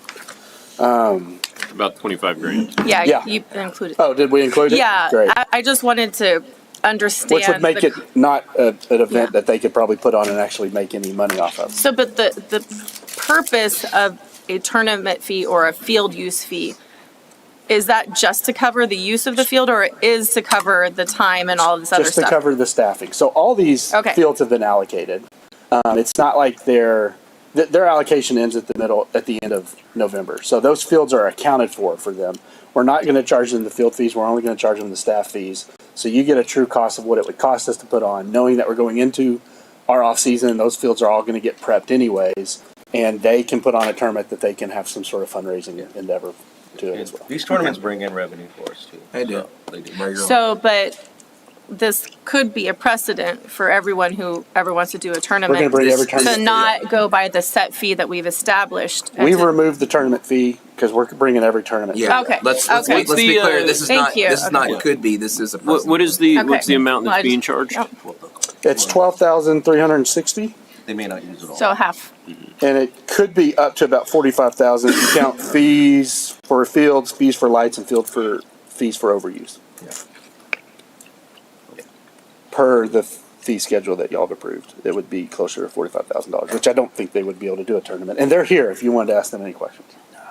No, I just wanted to make sure I had a clear understanding, and so. like you I said, do we are think a lot of making people are coming precedent. in. I mean, they had 30,000 visits last year from 20,000 visitors at those 3 locations. They had 84 zip codes represented. We're just trying to work with them in a way that it's covering our costs and allowing them to do something that they can benefit their. I only have one question. Parking. We will not have the parking issues that we had last year, correct? We've added parking and we've got PD out there, so I sure hope not. Okay, that's fine. I'd Motion to like, approve. I'd like. sorry. Yeah, there we go. I was like, I want council member. All right. Motion to approve item 5G as presented. Second. For our real soccer players. There you go. Wow, wow. Hold on, let me take a picture. Let me take a picture of what this looks like. And you'll do the football one next time. Absolutely. American football. Did you meet the guy? Did you meet the guy? Huh? There's a guy who wants to use our. Yeah, but he's not going to approve anything for baseball. Yeah. I'm still Hey, upset thank you about for baseball. sticking around. Motion carried. We're adjourned. All right. Thank you. Here we go.